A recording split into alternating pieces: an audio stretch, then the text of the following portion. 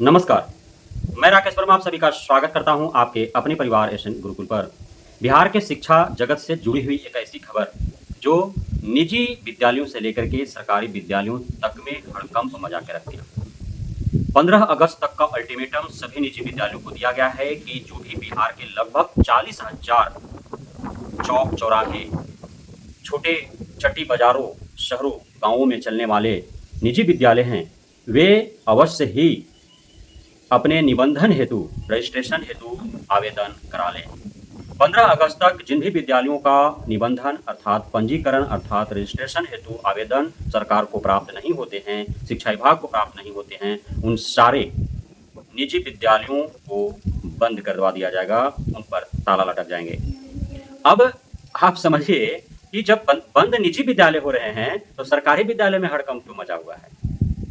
ये सोचने वाली बात है कि भाई तर्क क्या है कि बंद निजी विद्यालय हो रहे हैं और सरकारी विद्यालयों में पढ़ाने वाले शिक्षक शिक्षिकाओं प्रधानाध्यापकों को मानसिक तनाव उत्पन्न हो रहा है। तो बात ऐसी है कि 40,000 जो निजी विद्यालयों को अल्टीमेटम दिया गया है महज 15 अगस्त तक का अर्थात लगभग 25 दिनों का, इन 25 दिनों में उनको सभी कागजाती प्रक्रिया को पूर्ण कराते हुए कम से कम उन्हें निबंधन हेतु पंजीकरण हेतु आवेदन तो कर ही डालने हैं। बहुत ऐसे विद्यालय होंगे जो एक करना चाहेंगे ही नहीं, इस लफड़े में पढ़ना चाहेंगे ही नहीं, क्योंकि यदि वे सरकार के अधीन आएंगे, विभाग के अधीन आएंगे तो सारे गाइडलाइन जो सरकारी विद्यालयों पर लागू होंगे वो सारे निजी विद्यालयों पर भी लागू होंगे। हालांकि कुछ प्रेफरेंस भी सरकार या विभाग की तरफ से उन्हें दिया जाएगा, लेकिन जितना उन्हें प्रेफरेंस दिए जाएंगे उससे अत्यधिक उन पर कर्तव्यों का निर्वहन हेतु नियम कानून थोपे जाएंगे। निजी विद्यालयों का निबंधन पंजीकरण कराने की आवश्यकता सिर्फ इसलिए पड़ी कि आरटीई एक्ट 2009 के तहत जितने भी निजी विद्यालय हैं उनके पास जितने भी सीट हैं छात्र छात्राओं के लिए जितनी कैपेसिटी है उसका 25% अलाभकारी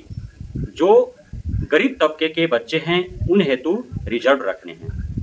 उन बच्चों पे पढ़ाई पर जो भी खर्च होंगे वो सारा खर्च विभाग और सरकार वहन करेगी। साथ ही चाहे बच्चा निजी विद्यालय में पढ़ रहा हो या फिर सरकारी विद्यालय में पढ़ रहा हो, हर बच्चा का ई शिक्षा कोष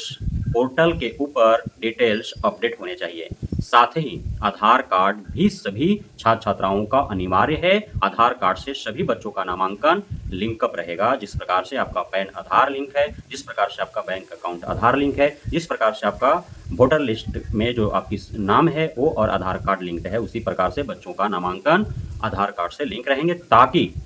कोई भी बच्चों के माँ बाप सरकार के आंखों में धूल झोंक करके और एक ही बच्चा का नामांकन अपने गांव के आस पड़ोस के सरकारी विद्यालयों के साथ साथ निजी विद्यालयों में भी न करा पाए। ऐसा इसलिए हो रहा है कि बहुत ऐसे चालाक गार्जियन हैं जो अपने बच्चों को पढ़ाते तो निजी विद्यालयों में है और सारे सरकारी लाभ वो अपने गांव या आस पड़ोस के सरकारी विद्यालयों से प्राप्त करते हैं, क्योंकि उन बच्चों का नामांकन उन सरकारी विद्यालयों में भी होता है। तो कोई भी बच्चा एक ही जगह पर वो पढ़ पाएगा, एक ही जगह पर उसका नामांकन रह पाएगा, चाहे वो निजी में या फिर सरकारी में। फैसला गार्जियनों के हाथ में होंगे कि कहाँ वो अपने बच्चों को पढ़ाना चाहते हैं। अब है कि 40,000 विद्यालय जब एक बार बंद होंगे, हालांकि 40,000 बंद नहीं होंगे, बहुत ऐसे विद्यालय हैं जो महज इस समयावधि के अंतराल ही सारे कागजाती प्रक्रिया संपन्न कर और वे अपना निबंधन कराने में सक्षम हो पाएंगे, सफल हो पाएंगे। लेकिन आप समझें 40,000 में से 20,000, 25,000 भी, 30,000 भी यदि विद्यालय बंद होने के कगार पर होते हैं या फिर अभिभावकों को जरा सा भी प्रतीत होगा कि वह विद्यालय बंद होने वाला है, तो अपने बच्चों का वहां से नामांकन हटा करके और आस पड़ोस के सरकारी विद्यालयों में ही कराने वाले हैं, क्योंकि विद्यालय वैसे ही बंद होंगे जिनका सिस्टम लच्चर है, जिनका प्रधानाध्यापक या विद्यालय प्रबंधक जो है वह एक्टिव नहीं है, जिन विद्यालयों के पास वो सारे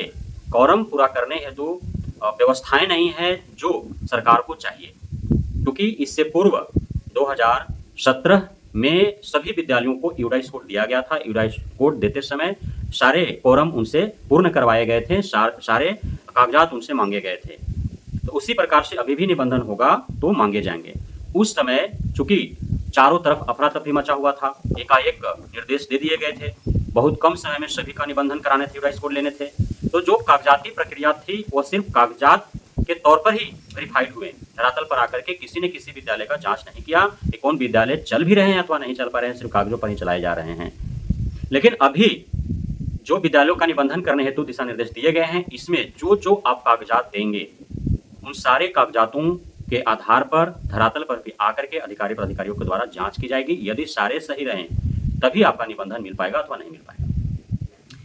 यदि 25-30 हजार विद्यालय निबंधन होने से चूक गए, नहीं हो पाया, एक चौक चौराहे चट्टी बाजार गांव या फिर शहरों के गली मोहल्लों में चलने वाले जो 2-4 कमरों में विद्यालय हैं, जिसमें कहीं 150, कहीं 200, कहीं 250, कहीं 300 बच्चे हैं, यदि आप उसको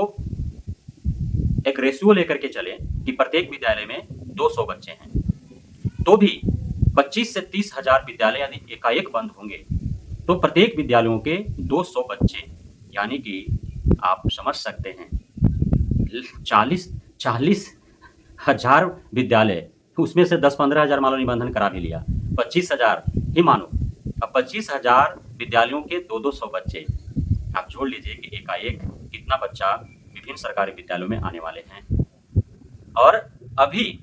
जब वे बच्चे निजी विद्यालयों में हैं और आपके पास जितने बच्चे हैं उन्हीं बच्चों को संभालने में आपको इतनी कठिनाइयों और परेशानियों का सामना करना पड़ रहा है।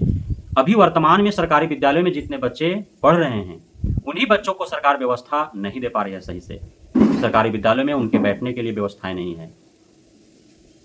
सेपरेट शौचालय नहीं है, पेयजल की सुविधा उपलब्ध नहीं है, विद्यालयों में कैंपस नहीं है, कमरे नहीं हैं।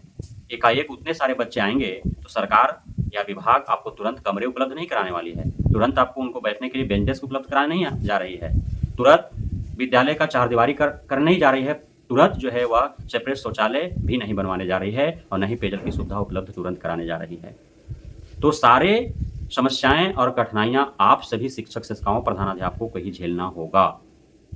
आप सोचिए कि जब निजी विद्यालय बंद होंगे तो आप सरकारी विद्यालयों पर कितना बड़ा बोझ आने वाला है, आप सरकारी विद्यालय पढ़ाने वाले शिक्षक शिक्षिकाओं प्रधानाध्यापकों के ऊपर कितनी बड़ी जिम्मेदारी आने वाली है। इसलिए आप खुद को तैयार रखें। बेहद जल्द निजी विद्यालय में पढ़ने वाले लाखों विद्यार्थी छात्र छात्राएं जो है वे सरकारी विद्यालयों में आने वाले हैं। बहुत बहुत धन्यवाद आप सभी गुरुजनों का, शिक्षक साथियों का, भावी शिक्षकों, छात्र छात्राओं एवं उनके अभिभावकों परिजनों का हमारे साथ जुड़े रहने के लिए, बने रहने के लिए, इतना प्यार देने के लिए, हम पे भरोसा बनाए रखने के लिए।